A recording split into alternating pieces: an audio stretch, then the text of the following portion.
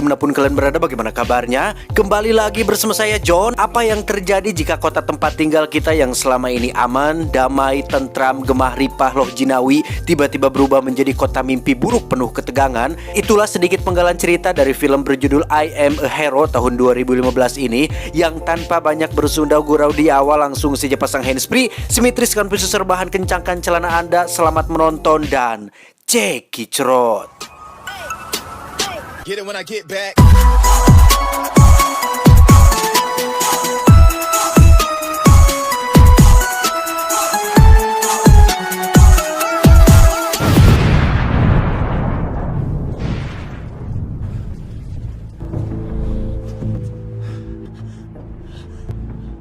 Kisah akan berfokus pada seorang kreator manga atau pembuat komik bernama Suzuki, tidak pakai satria. Ini orangnya yang selama 15 tahun tetap konsisten berkarya, yang meskipun sebagian besar hasilnya nihil alias tidak menghasilkan cuan, dia dan kawan-kawan sesama pembuat manga pun terus melakukan pekerjaan tersebut karena memang didasari oleh passion atau hobi.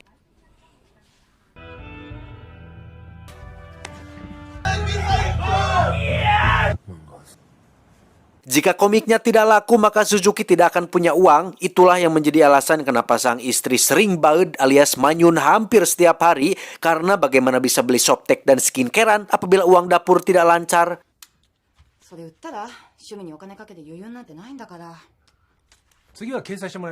Sebenarnya Suzuki pernah meraih pencapaian tertinggi hingga mendapatkan penghargaan berupa piala, namun itu sudah 15 tahun yang lalu ketika otaknya belum pabelit bari neangan beas, yang pada masa jayanya Suzuki sempat membeli senapan berburu lengkap dengan surat izinnya, yang memang dulu dia sering melakukan kegiatan berburu untuk mencari inspirasi.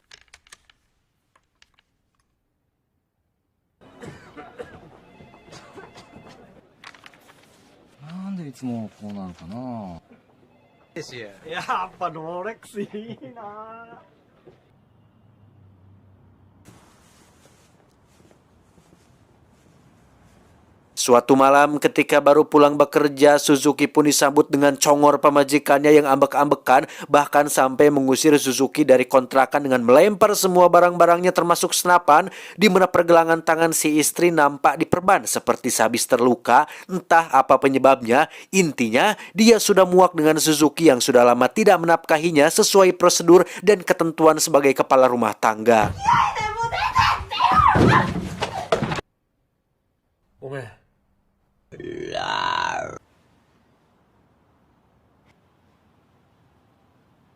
Di tempat kerja, para rekan pun bergosip mengenai kecurigaan terhadap senior yang menjalin hubungan gelap dengan junior mereka yang masih gadis, yang hal itu terbukti ketika si senior memakai plester di lehernya yang dianggap sebagai bekas cupangan. Keesokan paginya, Suzuki pun terbangun ketika mendengar suara gaduh yang ternyata adalah pesawat militer yang terbang di atasnya. Yang tak lama muncullah telepon yang berasal dari istrinya yang sepertinya sedang membutuhkan pertolongan. Tanpa buang waktu, Suzuki langsung pulang saat itu juga, di mana saat dia sudah sampai di sana dan mengintip dari balik pintu, sang istri nampaknya sedang tidak baik-baik saja dan...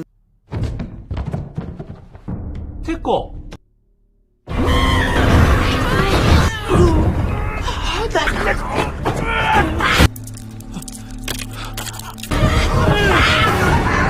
Entah apa yang terjadi pada istrinya, Suzuki pun tak sengaja membunuhnya saat kepalanya tertusuk piala. Suzuki keluar dan melihat lebih banyak pesawat yang terbang di atasnya. Masih tidak tahu apa yang sedang terjadi, Suzuki kembali ke tempat kerja dan melihat rekannya sedang memukuli si senior yang ternyata sudah berubah menjadi zombie setelah terkena gigitan pada lehernya.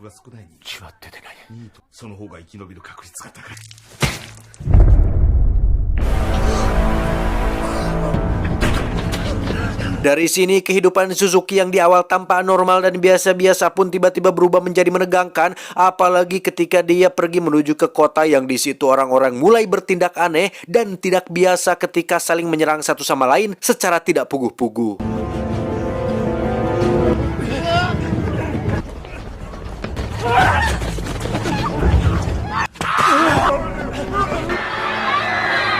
Saat itulah Suzuki bertemu dengan seorang siswi sekolah bernama Hiromi yang spontan berlindung di belakangnya, sehingga Suzuki yang merasa dianggap pahlawan pun langsung mengambil senapan, tetapi...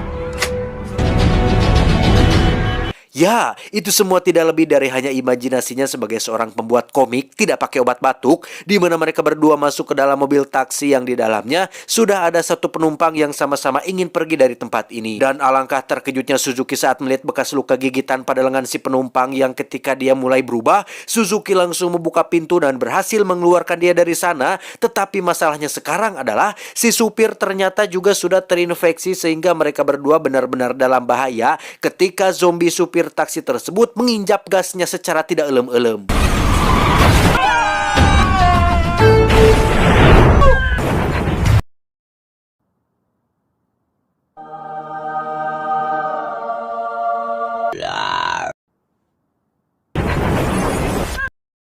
Selamat dari kecelakaan lalu lintas, Hiromi pun menunjukkan percakapan di grup yang mengatakan jika tempat paling aman untuk saat ini adalah Gunung Fuji, sehingga mereka memutuskan untuk berjalan kaki menuju ke sana karena lapar. Suzuki pun memanfaatkan sisa-sisa receh yang ada dalam sakunya untuk membeli makanan dan minuman dari vending mesin yang ada di sana.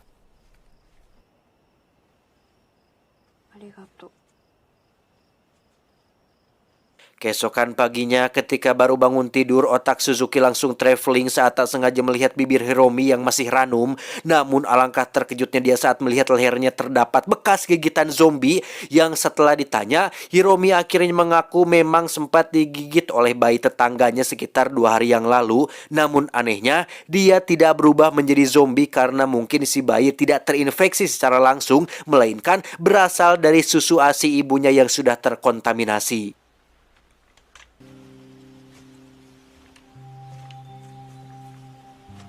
Tak tega jika harus membunuh seseorang yang masih terlihat normal, Suzuki pun mengurungkan niatnya untuk menembak Hiromi dan tetap melanjutkan perjalanan menuju Gunung Fuji, yang ketika sudah sampai di tengah hutan, Hiromi akhirnya menunjukkan gejala-gejala zombie yang membuat Suzuki takut dan segera pergi dari sana.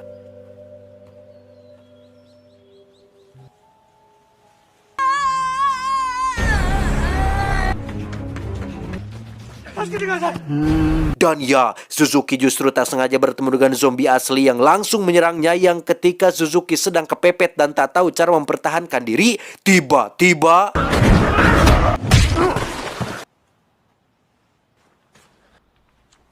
entah apa yang terjadi dengan Hiromi, dia nampaknya menjadi satu dari 1000 kemungkinan seseorang yang beruntung untuk tercipta menjadi spesies baru, yakni manusia setengah zombie, alias memiliki kekuatan zombie tanpa rasa haus akan daging, yang meskipun Hiromi masih menjadi dirinya sendiri, dia tetap menunjukkan perbedaan, yakni lebih banyak diam dan ngahuleng alias bengong, sehingga Suzuki merasa perlu untuk menggendongnya dalam sepanjang perjalanan.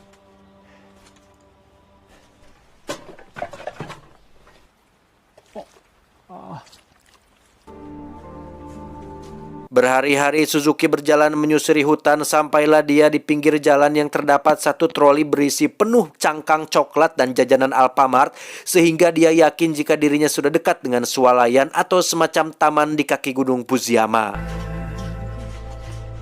Dan akhirnya tibalah Suzuki di Fuji Outlet Park atau Taman Gerai Fuji di kaki Gunung Fujiyama, yang pada saat Suzuki sedang asik memilih setelan jaket yang ada di salah satu toko, muncullah satu monster yang tiba-tiba menyerangnya dan...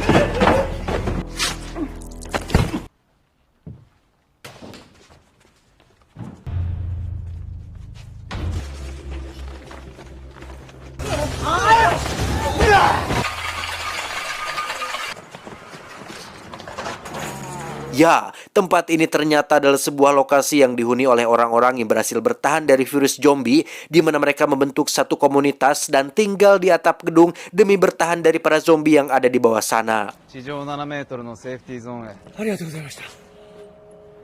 Suzuki disambut baik oleh Lura, sang pemimpin komunitas ini, di mana mereka semua sama sekali tidak curiga terhadap perubahan yang dialami oleh Hiromi karena Suzuki sudah menutup sebelah matanya.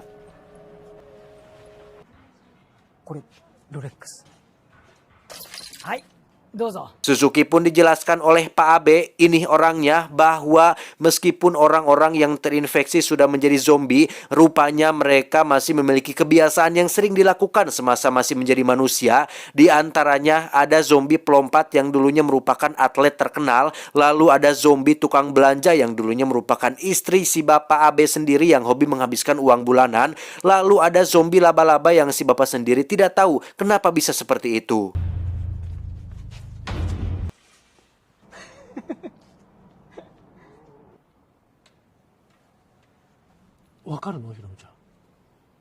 Tak lama, Lura pun mengumpulkan mereka semua untuk membicarakan tentang rencana mengambil bahan makanan di gudang basement swalayan, di mana Suzuki diminta untuk menyerahkan shotgunnya yang hal tersebut cukup membuat dia merasa keberatan. その銃を渡してもらえたら。 Terjadi sedikit ketegangan saat Lura memerintahkan anak buahnya untuk mengusir Suzuki dan Hiromi dari tempat ini, di mana saat dua anak buah Lura sedang memaksa Hiromi untuk pergi, tiba-tiba pada akhirnya Hiromi pun ketahuan oleh semua orang sehingga Lura langsung menembaknya dengan panah besi, tetapi tidak sampai membuatnya mati. Akibatnya Suzuki pun dipukuli rame-rame oleh mereka semua, di mana Lura sendiri dihianati oleh salah satu anak buahnya bernama Samsul yang merebut shotgun milik Suzuki. Yang biasanya Lura hanya memantau dari atas gedung, kini dia dipaksa untuk ikut turun langsung mengambil makanan di gudang penyimpanan di basement mall. Sebelum pergi, Suzuki pun menitipkan Hiromi kepada salah satu penghuni wanita yang baik hati bernama Oda. Ini parasnya, dengan Lura yang berada di posisi paling depan, mereka semua pun langsung bergerak menuju ke gudang penyimpanan makanan.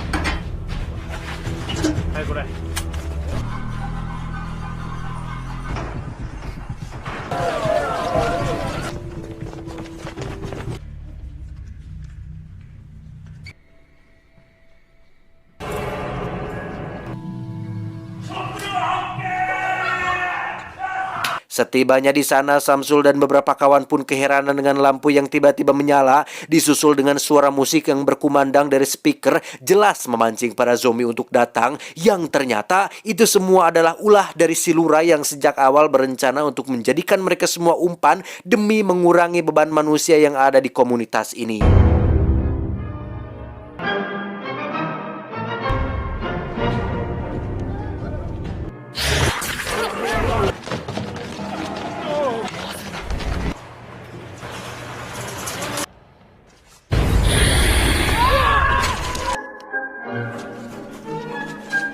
Tak diduga, musik klasik yang diputar Lura rupanya memicu si zombie atlet untuk bisa memaksimalkan lompatannya sehingga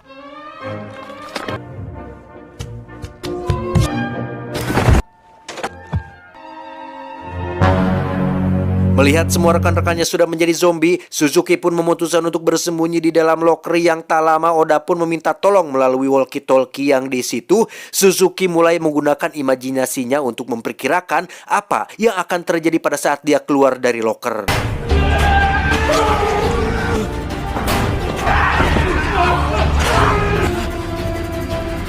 Tak ingin terlalu banyak ketakutan, keraguan, dan perhitungan, Suzuki akhirnya memutuskan untuk bodoh amat dengan apa yang terjadi, yang justru situasinya tidak separah yang Suzuki bayangkan. Namun tiba-tiba muncullah seekor zombie yang menyerang dan berhasil menggigitnya. Tetapi beruntung Suzuki sebelumnya sudah memakai jam tangan merek Rolex yang sengaja dipasang cukup banyak pada lengannya.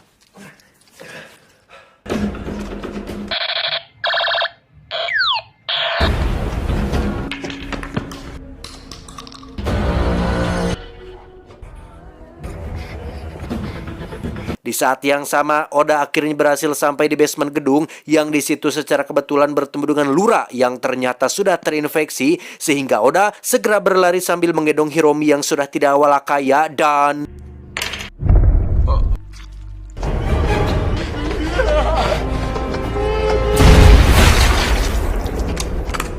tak lama muncullah Samsul dan Pak Abe yang ternyata berhasil bertahan, di mana mereka berlima akan benar-benar terdesak ketika sedang melarikan diri melewati terowongan bawah tanah, sehingga tak punya pilihan lain lagi bagi Suzuki dan kawan-kawan selain menghadapi para zombie yang datang dari dua sisi yang berbeda.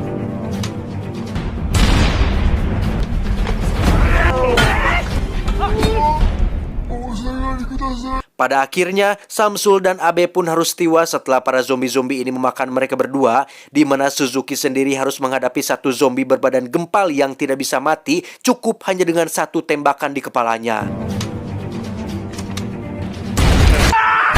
Selamat dari zombie gembrot, Suzuki langsung dihadapkan pada zombie yang menggigit lengannya dan lagi-lagi selain harganya lumayan mahal, Rolex ternyata juga bisa membantu seseorang dari gigitan para zombie.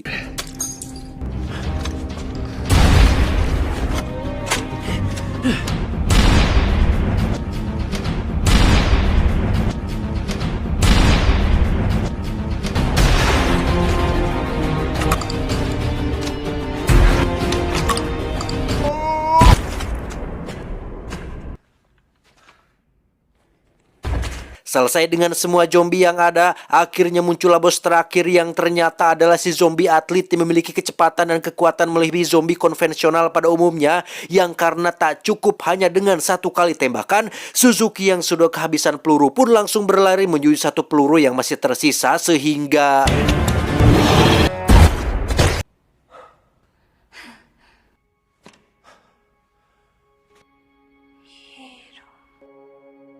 Tersisa Suzuki, Oda, dan Hiromi. Mereka menjadi 3 orang yang selamat bertahan dari mimpi buruk ini, sehingga tinggal hanya menunggu waktu dan keberuntungan sampai situasi kembali normal.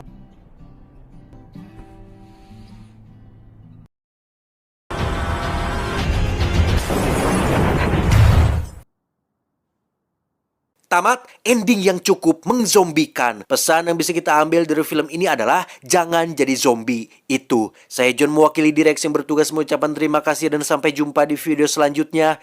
Adios, kentang goreng Alabama.